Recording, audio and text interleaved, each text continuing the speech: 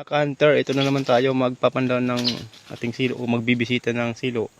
Ngayon ay nakahuli tayo ng ayan o, sisiw. Ito yung bitag ng ating kumpare. Ayan. Walang yung bitag to eh. Ganyan lang. Mabuti na lang tinignan natin. Sayang naman to.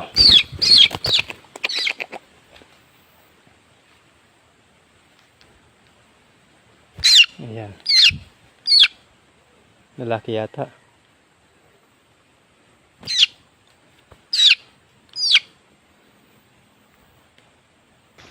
Ito ang kanyang huli.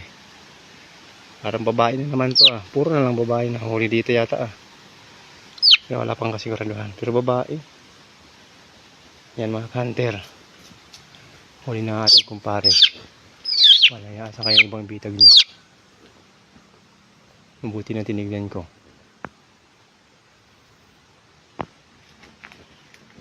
Hanapin natin yung iba.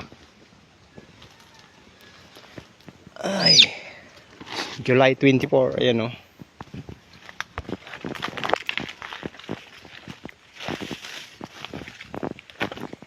Hindi tayo mga kanyang silo.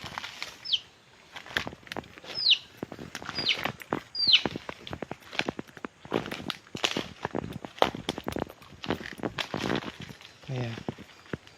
Bang klase mo silo ito. Makamatay yung labuyo pag nahuli.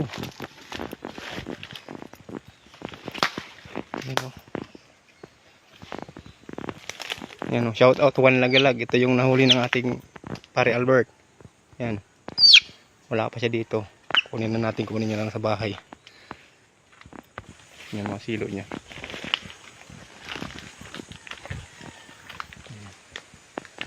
Simple na yung silo ng ating kumpare. Ito yung kanyang pataker. Situmbahan na. Kaulan. Yan. Ayan kanyang pataker. At ito naman yung naswerte kong silo dito na nakatatlo na ako. Nakaapat na pala to.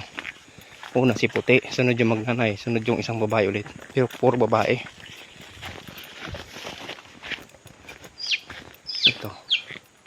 Ito yung unang nakahuli ng puti. Tapos ito naman nahuli nung nanay, magnanay, tsaka yun. Yan, nakadalawa na yan. Ito na isa. Yan aking mga silo. Ayan. Ayan. Ayan.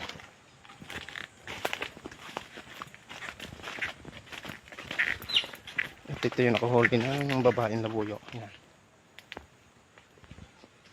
Say God bless mga hunter. Next time ulit. Ingat kayo palagi. Bye.